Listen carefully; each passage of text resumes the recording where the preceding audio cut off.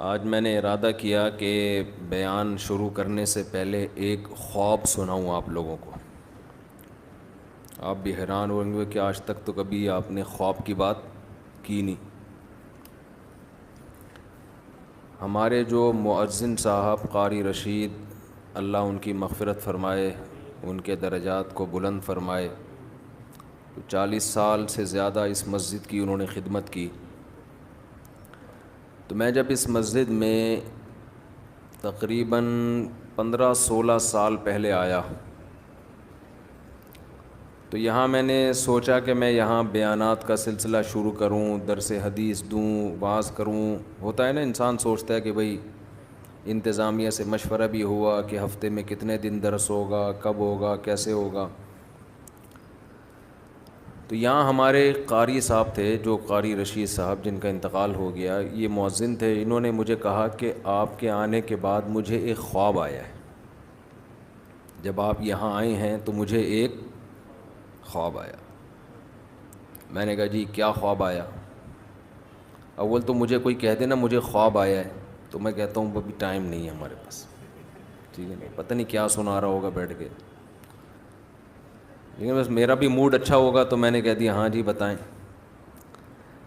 کہنے لگے میں نے خواب میں دیکھا کہ میں اور آپ، یعنی وہ اور میں، کہیں جنگل میں جا رہے ہیں، کہیں سفر پہ۔ آگے دیکھا بڑے بڑے جنگلی جانور کھڑے ہیں، اژدہے اور ڈائناسور جیسے، نہیں خطرناک، شیر، چیتے۔ انہوں نے ہمارا راستہ روکا ہوا ہے، ہمیں آگے جانے نہیں دے رہے۔ کہہ رہے میں اور آپ کھڑے ہو گئے کہ اب کیا کریں، تو راستہ ہی بند ہے، اتنے بڑے بڑے اژدہے منہ پھاڑ کے کھڑے ہوئے۔ تو کہتے ہیں آپ کے ہاتھ میں قرآن تھا، تو کہیں غیب سے آواز آئی یا کہیں پتہ نہیں کوئی الہام ہوا، کیا ہوا کہ بھئی ان کو قرآن سناؤ، ان کو قرآن کا درس دو۔ تو کہنے لگے آپ نے قرآن اٹھا کے درس دینا شروع کیا اور وہ سارے جانور آہستہ آہستہ اپنی جگہ سے ہٹتے چلے گئے۔ تو میں نے ان سے کہا اس خواب کی تعبیر بہت واضح ہے،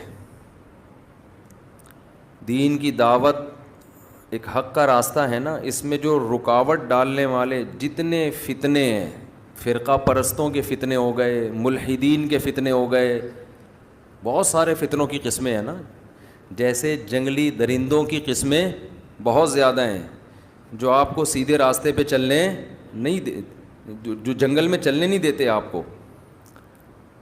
تو ایسے ہی فتنہ پرستوں کی قسمیں بھی بہت زیادہ ہیں۔ کچھ فرقواریت کی آگ میں جھلسائیں گے آپ کو، کچھ اسلام سے بدگمان کریں گے، کچھ اسلاف سے بدگمان کریں گے۔ تو اس خواب میں نے کہا اشارہ ہے کہ سب کا ایک ہی حل ہے کہ ان کو کس پہ لگا دو، قرآن پہ۔ تو اس سے آہستہ آہستہ یہ سارے خود بخود ختم ہونا شروع ہو جائیں گے۔ تو اس لیے میں نے درس قرآن کو کوشش کی ہے زیادہ فوکس کروں میں۔ پھر قرآن میں بھی آج کل مسئلہ یہ ہے کہ جو قرآن جس کے دماغ میں کچھ ہوتا ہے نا، وہ اس کے حساب سے قرآن سناتا ہے۔